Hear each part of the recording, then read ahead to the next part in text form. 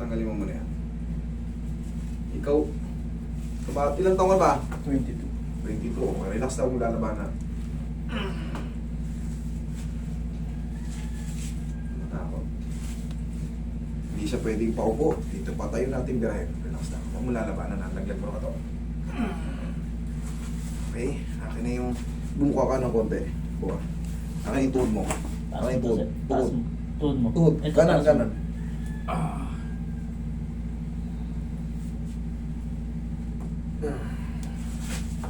Kabila. Taas mo.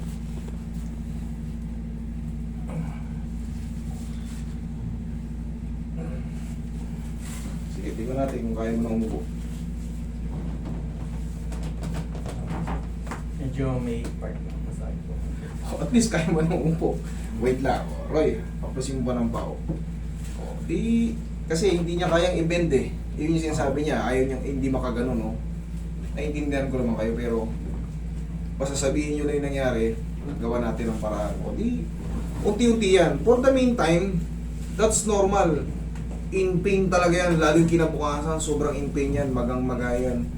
Pero syempre, namamagayan because yung tumunog kahapon. Nagpap po. Pero narinig mo kanina nung patayo ka, may lumagutok dito.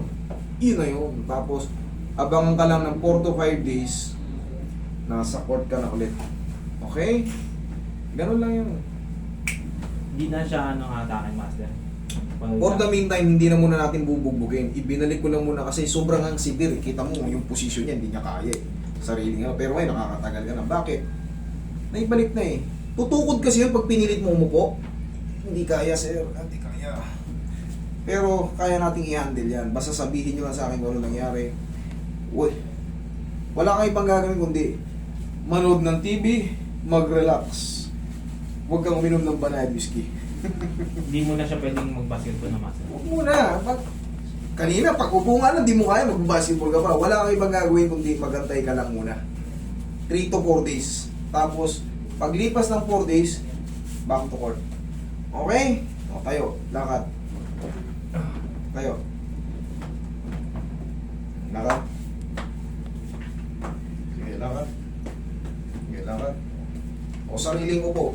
Hindi na kita tutulungan. O, sariling upo. O, manayad na. Unti-unti yan magsasubside. Ngayon pa lang, may pain pa yan. Normally. Pero ang mahalaga, nagbago na. Tapos, yun nga, waiting ka lang. Waiting lang ng 4 to 5 days or 3 to 4 days. Yun lang. Tapos Normal na. din po, pag nagbe-bend, medyo masakit. Idol, paga yung ano niyan. Paga yan. Dahil nga sa pagpali mo ng ganun, yung kinrate ng maghapon magdamag, mula umaga o tanghali hanggang maghapon, hanggang madaling araw, hanggang umaga, dun pa lang, kanina pa lang umaga pagising mo, Opo. para kang ano yan, Ganyan. buo. Isang oras nga po bago po ako nakatayo sa higaan kasi hindi ko alam kung paano. Because of swelling, because of impingement, because ganun talaga yun. Pero kita mo, na-adjust na, nakaupo ka na, at ang mahalaga, kaya mo na yung sarili mo. Tsaka pagtatayo ka, pag sa higaan, ito, di ba hindi mo kayang tumayo sa higaan? Isang oras bago tumayo, tuturuan kita para makita mo, sige higa ka. Oh. Pag bata mo ka, kahit bata ka pa, kung talagang may lower back pain, hindi mo kakayanin tumayo, isang oras ka talagang tagilid. Para matuto ka, sige tagilid ka muna. O, tukod mo tong siko mo, tukod mo yung kamay mo, o, baba, sige, tukod mo yan, sige, baba mo yan. O, sinong, tumagal ba ng isang oras? Siglit lang. Okay, tayo. O, okay? O, hindi tumagal ng isang oras. For the meantime, pahinga lang. Okay? Idol, pahinga lang yan. Babalik pa po ba siya dito? Hindi na, wala na yan. Maniwala kayo sa akin. Waiting lang siya ng 3 to 4 days. Back to normal na ulit siya. Bata pa yan, ano lang yan. Prime yan. Mabilis lang metabolism yan. Galing ka agad yan. Okay? Thank you.